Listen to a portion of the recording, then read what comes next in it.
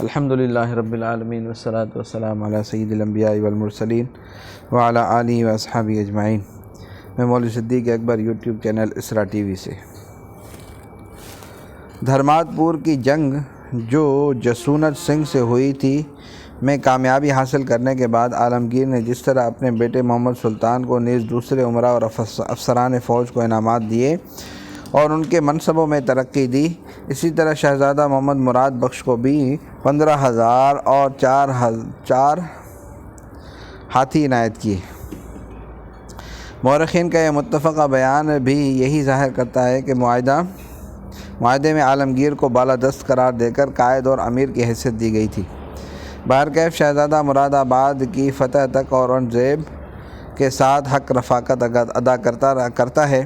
اکبر آباد پہنچنے کے بعد شہزادہ شجاع کے نام خط لکھتا ہے جس میں فتوحات کا تذکرہ کرتا ہے۔ عالمگیر کے کسی طرز عمل کی اس میں شکایت نہیں، البتہ اس اثناء میں ایک خط پوشیدہ طور پر مراد نے شاہ جہاں کو ضرور لکھا ہے جس میں وہ اپنی معصومیت ظاہر کر کے نہایت لجاجت کے ساتھ قصور کی معافی چاہتا ہے اور آخر میں لکھتا ہے: در باب این عاصی تائب ہرچہ حکم اقدس و عرفہ شرف نفاذ باید کار بند گریدہ ازیں شرمساری برآید۔ غالباً اسی خط کی بنا پر شاہ جہاں کو مراد سے ایک توقع قائم ہوتی ہے، چنانچہ وہ تمام ہندوستان کی بادشاہت مراد کو بخش کر ضیافت کے بہانے سے عالمگیر اور اس کے لڑکوں کے قتل کا مراد کو مشورہ دیتا ہے۔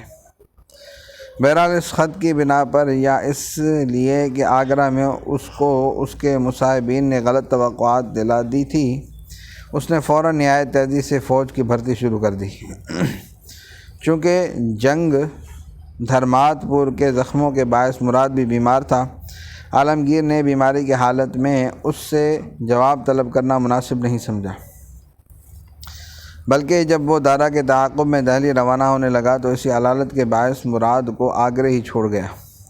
لیکن اب اس کے نادان دوستوں نے یہ سمجھا کہ عالمگیر اس لیے چھوڑ گیا ہے کہ دہلی جا کر اپنی تخت نشینی کا باقاعدہ اعلان کر دے۔ مراد کے دل میں یہ بات بیٹھ گئی اور وہ دوسرے ہی دن دہلی کی طرف چل کھڑا ہوا تاکہ جو ہی اسے موقع ملے وہ اورنگزیب پر عقب سے حملہ کر دے۔ اورنگزیب نے اسی خیال سے کہ اس کو نقض عہد کا شبہ نہ ہو 250 گھوڑے اور 20 لاکھ روپے بھی اس کے پاس بھیج دیے، لیکن مراد کے رویے میں سرے منہ فرق نہیں آیا، بلکہ اس نے خود سری سے کام لینا شروع کر دیا، حتیٰ کہ اپنے بادشاہ ہند ہونے کا اعلان کرنے لگا اور اپنے افسروں کو شاہی خطابات تقسیم کرنے شروع کر دیے۔ اس وقت اورنگزیب دفعتاً 3 دشمنوں کی زد میں آ رہا تھا۔ مزید برآں متھرا میں جو ہندوؤں کی کوششوں کا بڑا مرکز تھا، عام شورش اور بدامنی پیدا کر دی گئی۔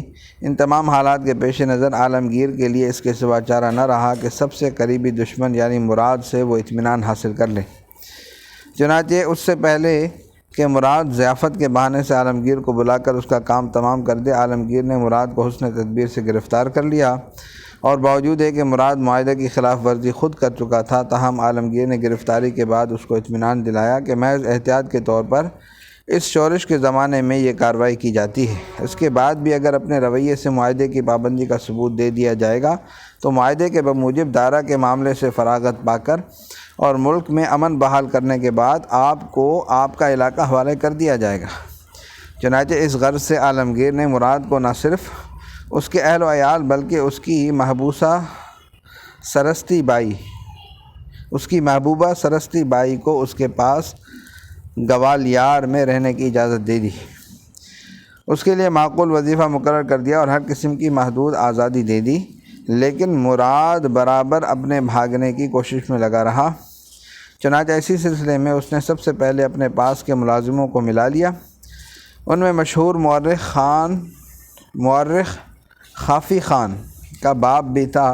اس کے بعد اس نے مغلوں کو جو درویش صورت گوالیار میں رہتے تھے رام کیا، پھر مغل کاروانوں کی جو گوالیار سے گزرتے تھے دعوتیں شروع کی۔ اس کا اثر یہ ہوا کہ ان سب نے مل کر یہ طے کر لیا کہ مراد کو یہاں سے نکال لیا جائے۔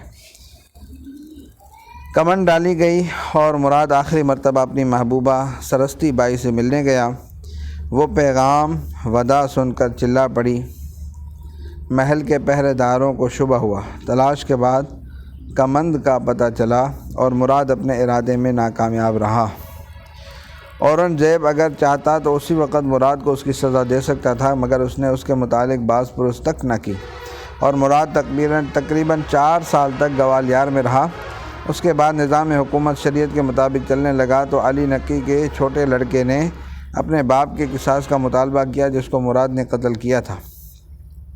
قاضی نے خون بہا کی ترغیب دی مگر وہ اس پر راضی نہ ہوا تو مجبوراً قصاص کا حکم جاری کیا۔ چنانچہ 21 ربیع الثانی 1072 کو علی نقی کے خون کے بدلہ مراد کو اپنے خون سے دینا پڑا، اور اورنگزیب نے اس مقدمے کو جس نظر سے دیکھا اس کا ثبوت خود خافی خان کا بیان بہتر طریقے سے دیتا ہے۔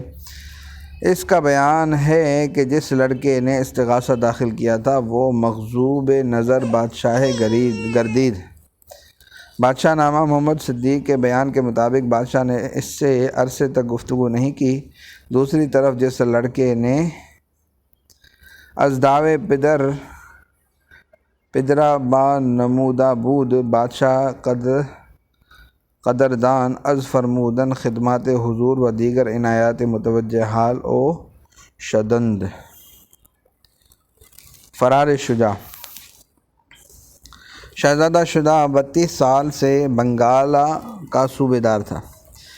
یہ علاقہ زرخیز اور دشمنوں کے خطرات سے محفوظ تھا۔ امن اور عیش کی زندگی جو اس کو نصیب تھی اس نے شجاع کو تن آسان بنا دیا تھا، البتہ رقابت دارا کے تیروں سے اس کا سینہ بھی زخمی تھا۔ اسی زخم نے اس کو عالمگیر کا ہمنوا بنا دیا تھا۔ عرصے سے شجاع کی خواہش تھی کہ صوبہ بہار ورنہ کم از کم پٹنہ اس کو دے دیا جائے تاکہ برسات کے موسم میں جبکہ بنگالہ کی آب و ہوا خراب ہو جاتی ہے وہ اپنے اہل و عیال کو پٹنہ پہنچا دیا کرے، مگر چونکہ پٹنہ کے ملحق صوبے دارا کے تھے اور وہ پسند نہ کرتا تھا کہ کسی بھائی کے صوبوں سے اس کے صوبوں کی سرحد ملی ہوئی ہو، اسی وجہ سے شجاع کی یہ درخواست منظور نہ ہو سکی۔ وہ وقت آیا کہ دارا شکوہ کی بد تدبیری سے وفات شاہ جہان کی شہرت پھیل گئی۔ شہزادہ شجاع نے بھی شہزادہ مراد کی طرح شہرت پر اعتماد کر کے اپنے استقلال کا اعلان کر دیا۔ تخت سلطنت پر جلوس فرمایا اور خطبہ و سکہ اپنے نام جاری کر دیا اور اپنے علاقے کی حدود کو بنارس تک وسیع کر لیا۔ یہ سنجیدگی اور بردباری اور سلطنت و شاہیت سے استغنائے عالمگیر ہی کا حصہ تھا کہ اس نے شہرت پر تو اعتماد ہی نہ کیا، استقلال دارا کا وہ ابتداء سے مخالف تھا، مگر شاہ جہان کے سامنے اپنے مقصود اور اپنی آخری معروضات کو دلائل اور براہین کی روشنی میں صفائی سے بیان کرنے اور حجت کو ختم کر دینے سے پہلے کوئی فعل ایسا نہیں کیا جس سے شاہ جہان کی ہمسری یا شریک کار بھائیوں سے بے مروتی کا اظہار ہو۔ دارا شکوہ نے استقلال و اقتدار حاصل کرنے کے بعد پہلا کام یہی کیا کہ سلیمان شکوہ اور مرزا راجہ جے سنگھ کو شجاع کی جسونت سنگھ کو عالمگیر اور مراد کے مقابلے کے لیے روانہ کیا۔ شجاع اور عالمگیر میں زمین اور آسمان کا فرق تھا، چنانچہ سلیمان شکوہ نے پہلے ہی حملے میں ایسی شکست دی کہ شجاع کو بنارس سے بھاگ کر مونگیر جا کر پناہ ملی اور پھر وہاں بھی نہ جم سکا۔ بہت ممکن تھا اسی وہلے میں شجاع کا قصہ ختم ہو جاتا، مگر اورنگزیب کی کامیابی نے دارا کو مجبور کیا کہ سلیمان شکوہ کو اپنے امداد کے لیے طلب کرے۔ فتح اکبر آباد کے بعد عالمگیر نے سب سے پہلا کام یہی کیا کہ شاہ جہان سے سفارش کر کے صوبہ بہار شجاع کو دلوایا۔ شاہ جہان اورنگزیب کے حوالے دیتے ہوئے اپنے فرمان میں لکھتا ہے: وصلی اللہ تعالی علی حبیب سیدنا محمد وعلی آلہ وصحبہ اجمعین برحمتک یا ارحم۔